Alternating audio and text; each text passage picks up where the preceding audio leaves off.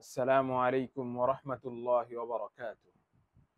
Today's verse is a terrifying yet powerful reminder of the consequences of disbelief.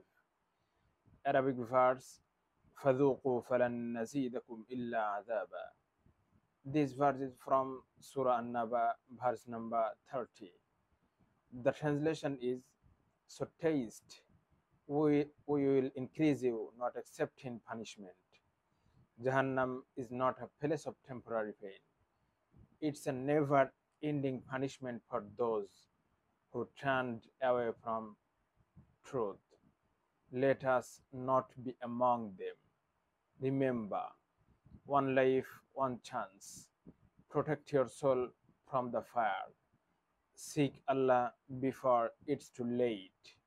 Thank you. Assalamu alaikum wa rahmatullahi wa barakatuh.